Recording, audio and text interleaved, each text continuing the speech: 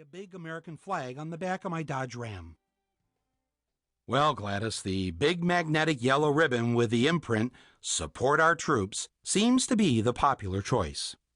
Although there are reports that on lesser model Pontiacs the paint under the decals tends to bubble up and explode, most consumer Americans have been quite satisfied with them. It gives them a certain patriotic feeling. But even more, it allows the consumer American to do something that contributes significantly to the war effort. And nothing says "I sacrificed" like a big magnetic yellow ribbon on the back of your kick-ass SUV. The great thing about the magnetic sticker is that you don't have to permanently affix it to your nice new car. Why risk having to spend $20 on some touch-up paint if you try to peel a real sticker from it?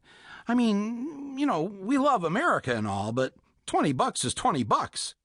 Plus, with all the shopping we've done to defeat the terrorists, why make this whole sticker thing more trouble than it needs to be? I'm worn out just thinking about it. This patriotism business can be exhausting. But we do it anyway. We do it because we know how good it makes our troops feel. Riding around in Baghdad, though they may not be fully protected with the armor that we promised them, at least the soldiers know that the America they are protecting is full of people on their way to the outlet mall with big yellow magnetized shoutouts next to their "Bite Me, I'm Yours" bumper stickers. Of course, many of those with these yellow ribbons oppose paying the necessary taxes to fund the war and thus leave this debt behind for their grandchildren. But heck, that's what grandchildren are for.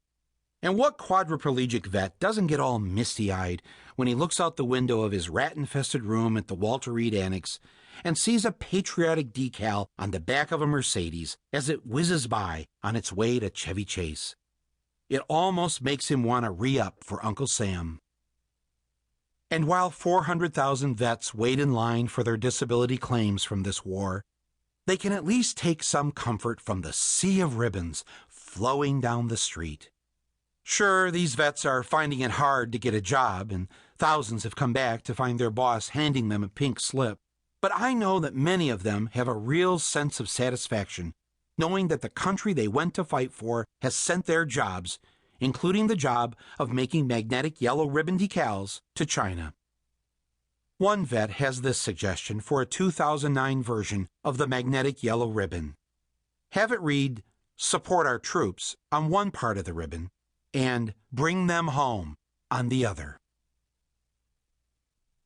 Chuck Thompson of Greenwich, Connecticut wants to know, if Iran has weapons of mass destruction, we should invade, right? Excuse me?